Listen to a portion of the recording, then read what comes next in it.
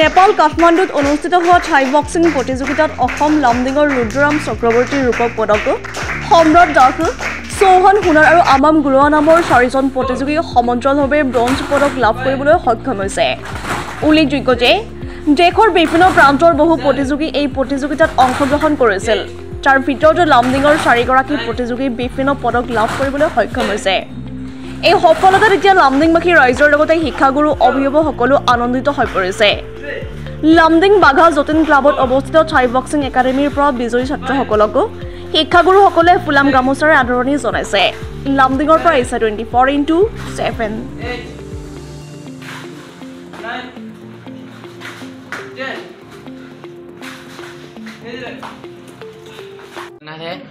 मैं Saraswati Gurukul high school में पढ़ता हूँ।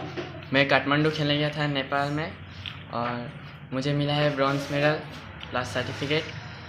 और वहाँ पर थाई बॉक्सिंग खेलने गया था साउथ एशियन। मैं बागाज्योति क्लब में सीखता हूँ। जयदेव सर का बहुत अच्छा। मेरे सर को, पेरेंट्स को प्लस प्रिंसिपल सर को भी। ল'ৰা ছোৱালী খেলিব গৈছে নেপাল কাঠমাণ্ডুত, আমাৰ ভালে লাগিছে।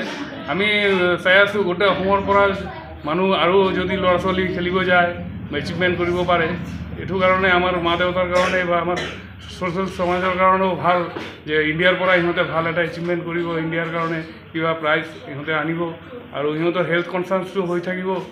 আৰু বিশেষকৈ আজিকালি ছোৱালীৰ কাৰণে এইটো প্ৰশিক্ষণীয়, এইটো বহুত এডভান্স প্ৰচেষ্টেড মানুহৰ হয়। কিবা বেয়া অৱস্থাত বা কিবা বেয়া পৰিস্থিতিত মানুহ বহুত নিজে সুৰক্ষা কৰিব পাৰে। তো এইটোৱে মই কওঁ যিটো এই প্ৰতিষ্ঠানটো যাতে আৰু ডেভেলপমেণ্ট হয় আৰু অৰ্গেনাইজেশ্যনটো বাঢ়ে আৰু ল'ৰা ছোৱালীবিলাক আহে ইয়াতে খেল করে আর বাহিরত গই সিহঁতে যাতে ভাল অ্যাডভান্টেজ দেখাব পারে। আমরা লামডিং আসাম থেকে খেলতে গেছি ইন্ডিয়ার হয়ে হিসেবে।